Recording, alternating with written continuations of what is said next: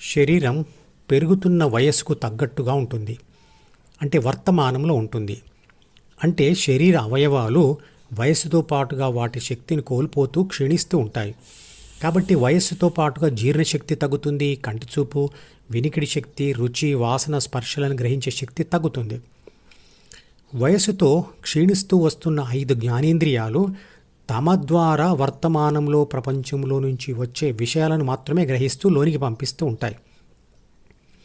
శరీరానికి గతంతో మరియు భవిష్యత్తుతో సంబంధం లేదు.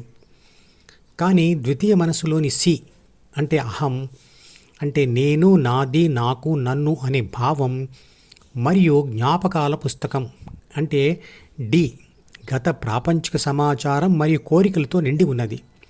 అది కేవలం గతంతో రాసి ఉన్న పుస్తకం మాత్రమే. అది మారుతున్న శరీరాన్ని గుర్తించదు. అంటే వర్తమానంలో ఉన్న శరీర పరిస్థితి గమనించదు. చిత్రపటంలో చూపించిన డిలోని గత సమాచారం మరియు కోరికలను 2 రకాలుగా విభజించవచ్చు. ఒకటి రీసెంట్ గతం, ఇంకొకటి పాతబడిన గతం.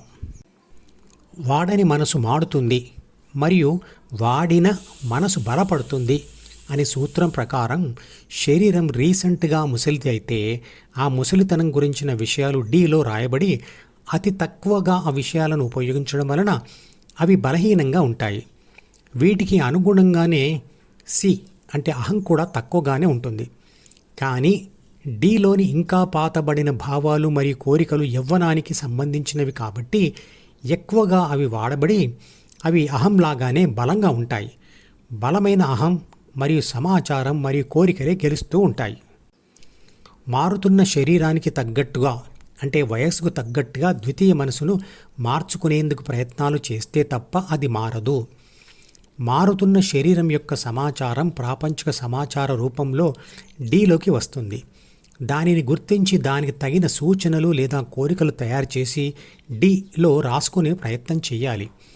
పదే పదే చదివే ప్రయత్నం చేస్తూనే ఉంటే అంటే ఉపయోగిస్తూనే ఉంటే అవి గట్టిపడతాయి. అలా చేయకపోతే ప్రాపంచిక ఆత్మ డిలోని చాలా పాతబడిన ప్రాపంచిక సమాచారంనే చదువుతూ కోరికలు కోరుకుంటూ వాటిని అనుభవిస్తూ ఉండడం వల్ల ఆ పుస్తకంలోని పాత రాతలు బలపడుతూ ఉంటాయి తప్ప బలహీనపడవు. ప్రాపంచిక ఆత్మ డిలోని విషయాలను పదే పదే చదవడమే వాటికి బలాన్ని ఇవ్వడం.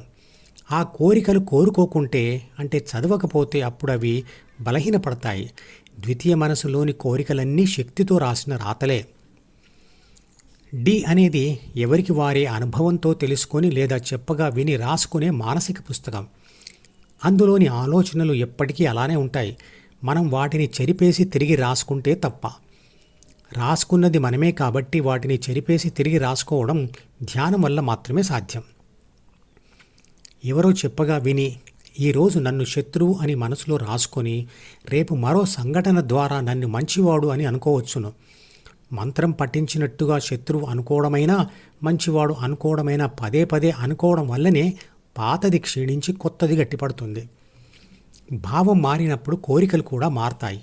కోరికలను తీర్చుకునే ప్రయత్నంలో ప్రకృతి సహకారం ఉండి తరచుగా గెలిస్తే ఆ కోరిక మరింత బలపడుతుంది. అంటే కోరికలు రిఫ్రెష్ అవుతాయి, మరికొంతకాలం సజీవంగా ఉంటాయి. ఆ కోరిక ప్రకృతి సహకారం లేక వరుసగా ఓడిపోతే కోరికలు నశిస్తాయి, మానసిక కుంగుబాటు కలుగుతుంది. కానీ ధ్యానంతో కుంగుబాటు లాంటి సమస్య లేకుండా కోరికలు నశిస్తాయి. కాగితం మీద రాసుకున్న అక్షరాలు చెరిపేసే వరకు లేదా కాగితం చిని నశించిపోయేంత వరకు అలానే ఉంటాయి. మనకు రబ్బర్తో పెన్సిల్ అక్షరాలు తుడిచివేసి మళ్ళీ కొత్తవి రాసుకున్నట్టుగా మనసులోని మార్చుకోవడం తెలియదు. కాబట్టి మనలో వయసుకు తగ్గ లేదా పరిస్థితికి తగ్గ మానసిక పరివర్తన రావడం లేదు. శరీరానికి ముసలితనం వచ్చినా మనసులో ఉండే ఆలోచనలు కోరికలు ముసలివి కావు. ధ్యానంతో విడిచిపెట్టేస్తేనే తప్ప అవి పోవు. అనుభవం నేర్పిన మనసులో రాసుకున్న పాఠం మళ్ళీ మళ్ళీ ఉపయోగించబడుతూ రాయి అంత కఠినమైన తర్వాత చెరిపివేయడం కష్టమవుతుంది. అందుకే తప్పు కనబడగానే చెరిపివేయడం మంచిది. మొక్కై వంగనిది మానే వంగున అంటారు. ధ్యానం అనే ఎరేజర్ అంటే రబ్బర్ చిన్నతనంలోనే తెచ్చుకొని ఉంచుకోవాలి. దానితో ఎప్పటికప్పుడే తప్పుడు సమాచారం లేదా కోరిక అనుకున్న దానిని తేలికగా చెరిపివేయచ్చు. ఏమి చేయకుండానే అంటే ధ్యానం లాంటి ప్రక్రియ చేయకుండా నేను మారాను అని ఎవరైనా అంటే అతను చెప్తున్నది నిజం కాదు. స్వభావం అణుచుకోవచ్చు లేదా కనపడకుండా దాచుకోవచ్చు, కానీ సంపూర్ణంగా మారాలంటే మాత్రం ధ్యానం చేయాల్సిందే.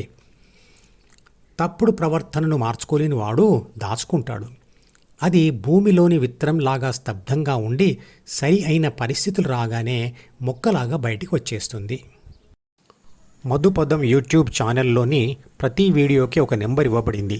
1వ నెంబర్ వీడియో నుండి మొదలుపెట్టి వరుసగా చివరి వీడియో వరకు చూస్తేనే ధ్యానశాస్త్రం సంపూర్ణంగా అర్థమవుతుంది.